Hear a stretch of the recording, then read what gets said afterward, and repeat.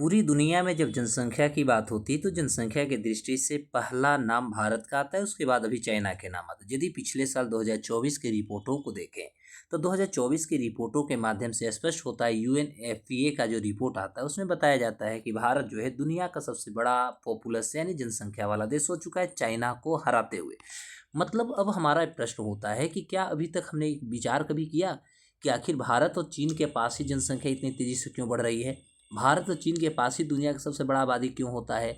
आखिर ऐसा क्या कारण हो सकते हैं जो कि चीन और भारत में आबादी कभी भी नियंत्रण होने का नाम नहीं ले? यहाँ तक कि चाइना में देखेंगे तो चाइना ने वन चाइल्ड पॉलिसी लाया। अभी ठीक है, मैं मानता हूँ कि उन्होंने मल्टी चाइल्ड पॉलिसी लाया, यानी ज़्यादा से ज़्यादा बच्चों को पैदा करने की उन्होंने सिद्धांतों को भी अपनाया। फिर भी आज देखेंगे कि भारत में लगातार जनसंख्या नियंत्रण की बात किए गए, भारत में जितने भी सुख सुविधाएं होनी चाहिए, आधारभूत ज़रूरतें की भी कमी होने के बावजूद भी आज भी हमारे भारत में जनसंख्या नियंत्रण नहीं हो पा रहा है, जनसंख्या निरंतर बढ़ते जा रहे हैं। तो अब आपके दिमाग में तो प्रश्न आना चाहिए था कि आखिर भारत दुनिया में सबसे ज़्यादा जनसंख्या क्यों रखा? दुनिया की 40% जो आबादी है, ये दुनिया के 40% आबादी केवल भारत और चाइना में ही क्यों पाए जाते हैं? आज आपको इस प्रश्नों का मैं जवाब दूंगा। तो अब होता है कि जिस तरह से बढ़ती हुई जनसंख्या इस समय भारत के लिए एक समस्या बनी हुई है। आज के तारीख में भारत दुनिया में सबसे ज़्यादा जनसंख्या वाला देश बन चुका है।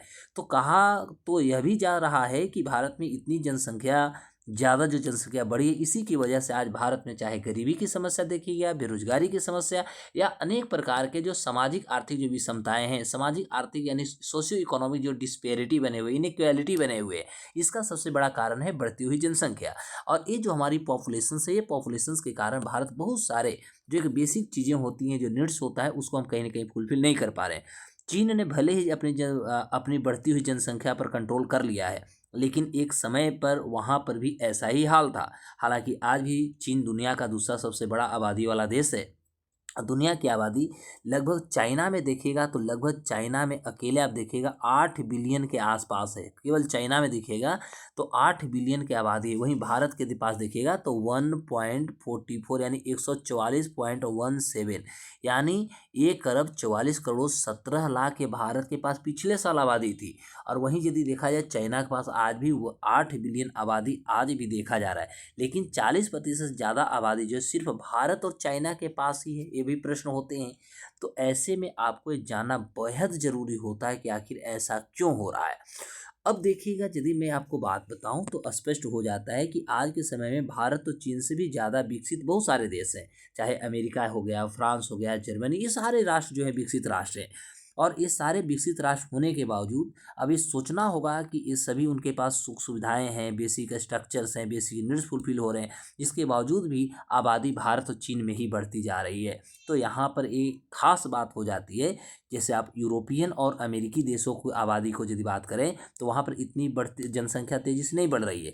इन देशों में जनसंख्या जो है निरंतर कंट्रोल हो रहे हैं। वैसे तो यह धरती यदि हम पूरे अपने भारत पूरी दुनिया की यदि हम बात करें तो पूरी की पूरी जो हमारी दुनिया है, यह दुनिया में आप देखिएगा पूरे वर्ल्ड में लगभग 4 अरब तक लोगों को रहने के लिए पर्याप्त जगह है। 4 अरब की मैं बात कर रहा हूँ, 4 बिलियन लोग यहाँ पर आराम से रह सकते हैं, एक परफेक्ट जगह हमारी पूरी दुनिया होती है। लेकिन आज की तारीख में यहाँ दुगनी संख्या में आबादी रह रही है। और दुनिया का 60% आबादी सिर्फ यदि देखिएगा, सिर्फ मैं बात कर रहा हूँ दुनिया के, यदि मैं बात करूँ तो 60%, 60% जो आबादी है वह केवल आप देखिएगा तो एशिया में पाया जाता है, केवल एशिया में पाया जाता है।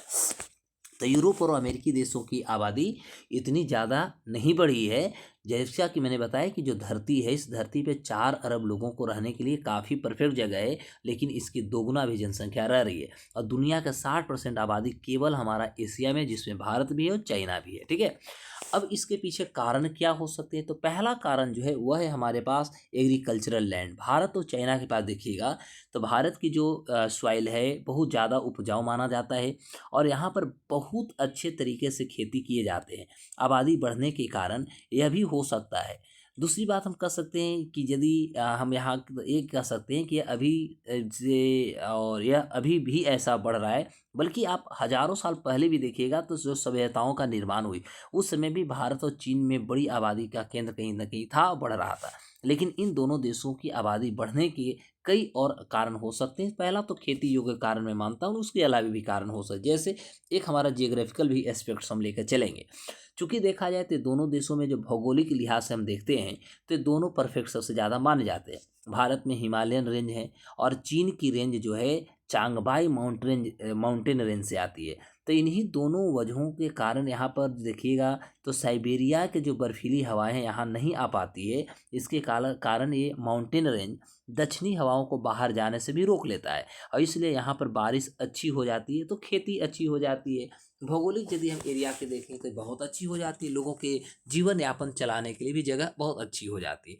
तीसरी सबसे महत्वपूर्ण बात होता है कि भारत और चाइना जो है ये बहुत आसानी से लोगों को लिवलीहुड करने में, यानी लिवलीहुड जो अर्न होता है, रोजी रोटी और मकान के लिए एक बहुत अच्छी जगह मानी जाती है, क्योंकि भारत और चीन में पानी की कमी नहीं है। आज भी देखिएगा तो पानी बहुत अच्छी मात्रा में, चूंकि मैं भारत की बात करूं तो भारत के पास आज भी देखेंगे तो लगभग 4.5, पूरा वर्ल्ड की देखें 4.5% पानी जो है वो हमारा प्यार भारत के पास है। तो वहीं चीन में यह आंकड़ा जो है लगभग और हाँ, एक चीज़ बहुत इंपॉर्टेंट बात है कि भारत में नदियों की बात करें तो भारत में लगभग 400 नदियाँ बहती हैं। वहीं चीन की यदि बात करें वहाँ पर लगभग 1500 से भी अधिक वहाँ नदियाँ बहती हैं। तो इसी के वजह से पहाड़ों में एक अच्छा रहने लायक जो पर्यावरण होता है वो बन जाता है। और जिंदा रहने के लिए लोगों को आमतौर पर जो 3 चीज़ें बहुत ज़रूरी होती है, भोजन, कपड़ा और मकान, यानी रोटी, कपड़ा और मकान जो कहते हैं, ये तीनों चीज़ें बहुत आसानी से दोनों देशों में उपलब्ध हो जाते हैं। तो ये भी एक बहुत इंपॉर्टेंट होता है दोनों देशों में जनसंख्या बढ़ने का, लोगों को रहने का।